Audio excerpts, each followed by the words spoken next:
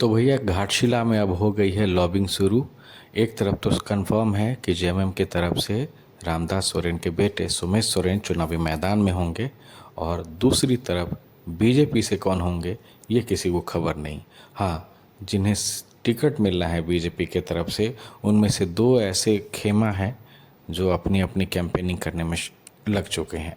एक हैं अर्जुन मुंडा, पूर्व केंद्रीय मंत्री, पूर्व मुख्यमंत्री, सीधे पहुंच गए हैं दिल्ली, और बीजेपी के आला कमान जो हैं, जो टिकट दिला सकते हैं, उनसे अब उनकी मुलाकात शुरू हो गई है।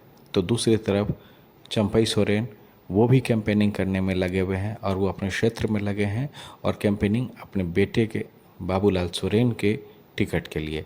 हालांकि अब ये टिकट मिलेगी किसे, ये बीजेपी के में से कोई नहीं जानता है। बीजेपी जब भी निर्णय लेती है तो बहुत ही झन्नाटेदार वाले निर्णय लेती है कि भाई टिकट किसे मिल गया, मुख्यमंत्री कौन बन जाता है, वहाँ कुछ पता नहीं होता है।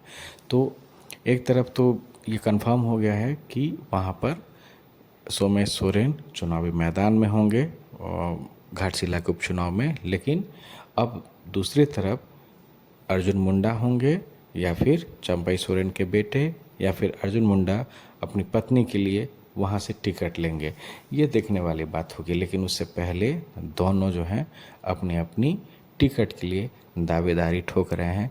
लेकिन ये मेरा परसेप्शन कहता है और मुझे उम्मीद लग रही है कि यहाँ सीट जो है चंपई सोरेन को मिल सकती है, उनके बेटे को मिल सकती है फिर से सीट, क्योंकि कहीं ना कहीं इसी शर्त पे ही आए हुए हैं चंपई सोरेन। जेएमएम जैसी पार्टी को छोड़कर, सीनियर लीडर थे वो जेएमएम के, उसको छोड़कर, और अगर बीजेपी यहाँ पे टिकट नहीं देती है बाबूलाल सोरेन को, तो चंपई सोरेन के पास भी वर्तमान सियासी रूप में एक निर्णय लेने का एक रास्ता खुल जाएगा कि वो जेएमएम में फिर से वापस लौट जाए। और उनके पास एक वजह होगी, क्योंकि वो सीधे यही कहेंगे कि वो चाहते ही थे और ये इसी डिमांड पे आए हुए थे कि ये 2 सीट जो है उन्हें मिले, और अगर उन्हें उनके बेटे को अगर ये सीट नहीं मिली तो बीजेपी में रहने का उनका कोई वजूद नहीं है, कोई औचित्य नहीं है। और निश्चित रूप से जेएमएम जो है अपने सीनियर लीडर का स्वागत ज़रूर करेगी, चंपई सोरेन का स्वागत ज़रूर करेगी।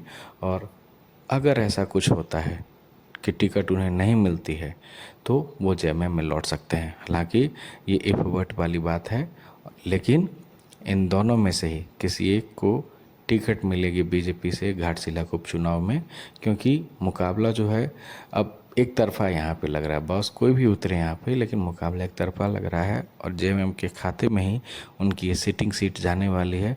और उसके पीछे कहीं ना कहीं रामदास सोरेन को श्रद्धांजलि देना ही अकबर लग रहा है यहाँ।